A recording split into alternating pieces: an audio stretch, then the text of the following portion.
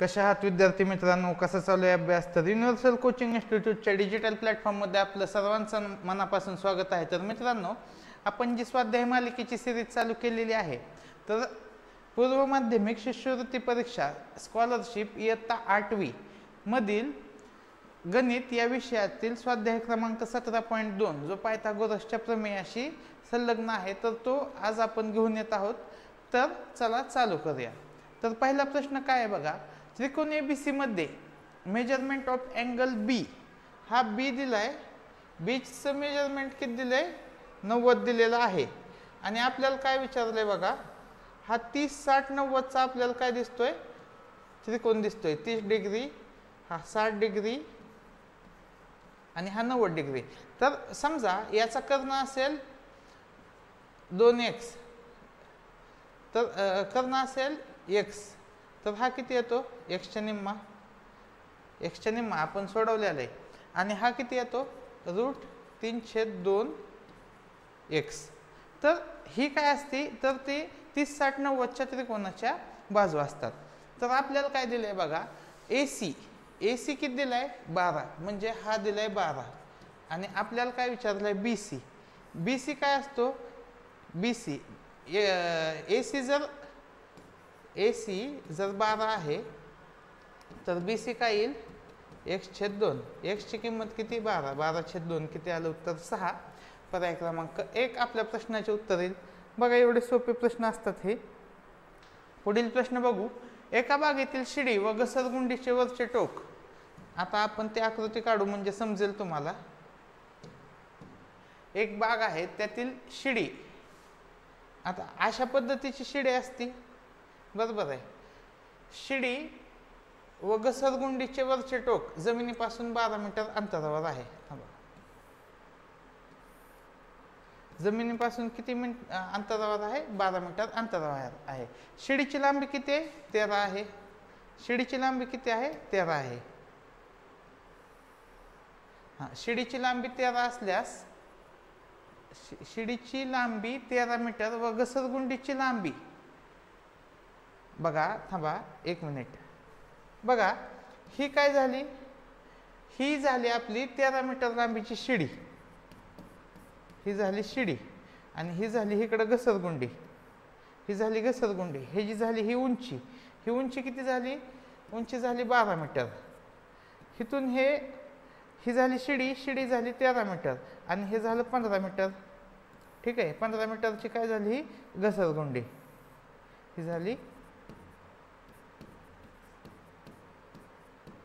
ही झाली घसरगुंडी. मग आपल्याला काय विचारलंय की मुलगा इकडून चढल आणि इकडून घसरेल. ठीक आहे.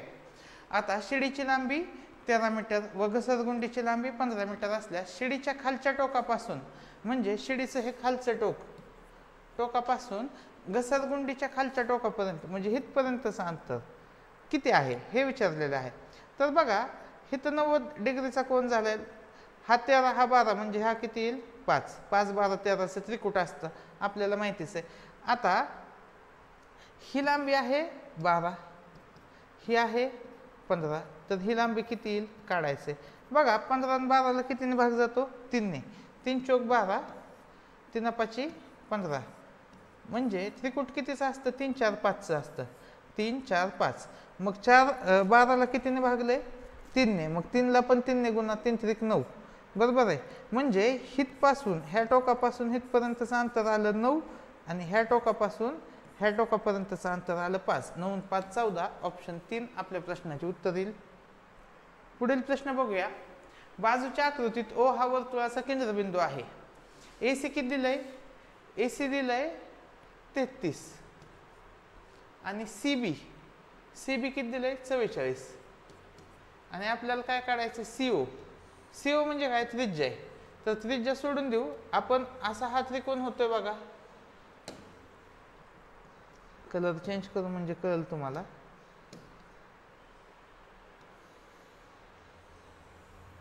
हा जो त्रिकोण झालाय तो अर्धवर्तुळात झालाय, म्हणून हे जी लांबी किती येईल? 90 येईल, बरोबर. आता जर 90 मध्ये आला तर हा 33, हा 44, हा 33, हा 44, ह्याला कितीने भाग जातोय? 11ने. 11 त्रिक 33, 11 चौक 44, म्हणजेच काय? की हिथं किती येईल 3 4 5 3 4 5चं काय असतं त्रिकुट असतं 5 काय असतो कर्ण असतो तर 3 4 5 आलं तर ह्याला कितीने भागलंय 11ने मग ह्याला कितीने गुणायचं 11 म्हणजे हितपासून हितपर्यंतचं अंतर किती आलं 55 हे अंतर आलं 55 काय आला व्यास आला 55 त्रिज्या किती येईल त्रिज्या येईल 55 भागिले 2 27.5 पर्याय क्रमांक 3 आपल्या प्रश्नाचे उत्तर येईल पुढील प्रश्न बघू सोबतच्या आकृतीतील वरून यम किती आहे काढायचा आहे आता बघा हा 7 आहे हा 24 आहे हा 25 आहे तर हा किती येईल 7 24 आणि 25चं काय असतं त्रिकुट असतं बघा मी तुम्हाला सांगितलं होतं की आता इथं काय करायचं की 7चा वर्ग किती 7चा वर्ग 49 मधून 25 गेलं राहिलं किती 24 हे झालं त्रिकुट मी हे सगळं पहिल्या लेक्चरमध्ये तुम्हाला समजावून सांगितलेलं आहे ज्यांनी पहिला लेक्चर बघितला नसेल पायथागोरसचा तो बघा म्हणजे तुम्हाला ह्या ट्रिक्स लगेच समजतील तर बघा 7चा वर्ग किती 49 मधून 25 गेलं राहिलं किती 24 हे कधी येतं ज्यावेळेस 24 आणि 25 ह्या सलगच्या संख्या पाहिजेत ह्या संख्या कशा पाहिजेत सलग पाहिजे 24 नंतरच 25 पाहिजे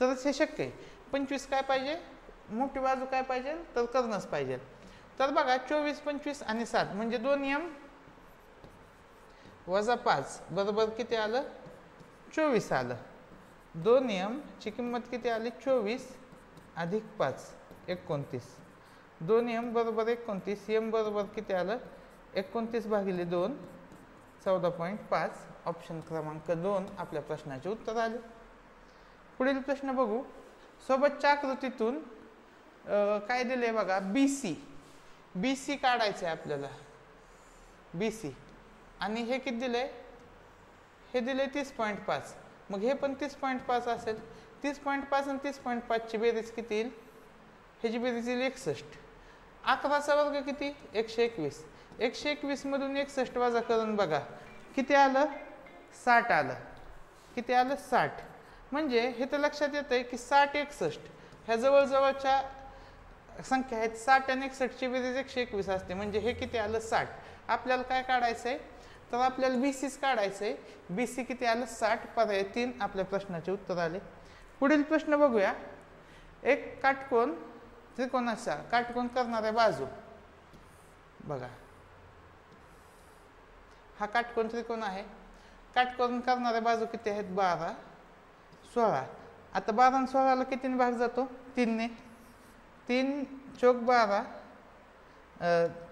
4 ने भाग जातो 4 ने सॉरी 4 त्रिक 12 4 आणि चौक 16 म्हणजे हा किती येईल 5 4 पंचे 20 म्हणजे हा आला 20 ठीक आहे हा आला 20 आणि जो परिवर्तुळ असतो काटकोन त्रिकोणात तो किती असतो तर तो निम्म्यात असतो म्हणजे कशाच्या कर्णच्या निमपट असतो 20 भागिले 2 किती आलं 10 ऑप्शन 1 आपल्या प्रश्नाचे उत्तर आले तर अशा पद्धतीने आपण स्वाध्याय क्रमांक 17.2 सॉल्व्ह केलेला आहे पुढील लेक्चरमध्ये आपण स्वाध्याय क्रमांक 17.3 घेऊन येत आहोत तर ही व्हिडिओ सिरीज कशी वाटते हे मला कमेंट सेक्शनमध्ये सांगा व्हिडिओ आवडल्यास नक्की लाईक करा आपला चॅनल सबस्क्राईब करा आणि तुम्ही कुठल्या भागातून हा व्हिडिओ बघताय ते मला कळवा धन्यवाद